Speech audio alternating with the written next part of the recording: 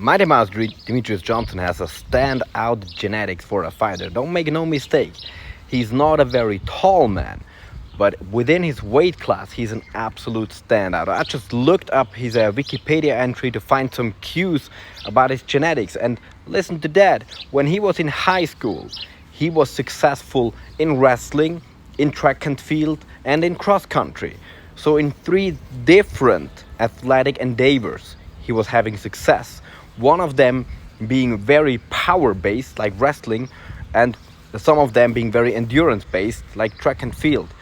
So that's crazy. That's insane. That man has an insane genetic for fighting.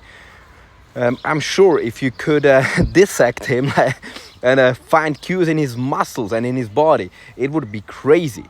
He's got to have a serious amount of mitochondria in his muscles, more than probably most of the human population, to be that combination of having that explosiveness, that speed, that rhythm he brings, with also that huge endurance, so he can bring that power, that force, that speed, that rhythm for that long.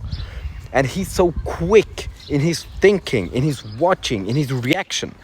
No, make no mistake, he's got crazy genetics for fighting. It's absolutely massive, insane.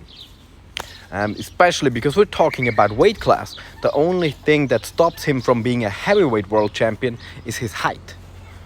That's it. That's why he's a champion not in heavyweight, but in some of the lower weight classes. And even there, like, he was unstoppable with 11 consecutive title defenses. No, that's genetics. That's genetics. A lot of what we praise in human beings is genetics. Everything that's talent, that's genetics, man. Even a lot of your psychology, of your mental state, that's genetics. If you have a high IQ, which is a huge advantage, it makes you think faster, it makes you perceive things faster. According to studies, you will more quickly see what is happening in the world if you have a higher IQ. It's genetics, right? If you have a higher tolerance for pain, a higher tolerance for frustration, that's in your genes, man. That's genetics.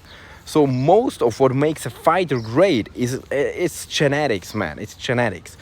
It's downright impossible to have somebody be a world champion in a sport and have bad genetics.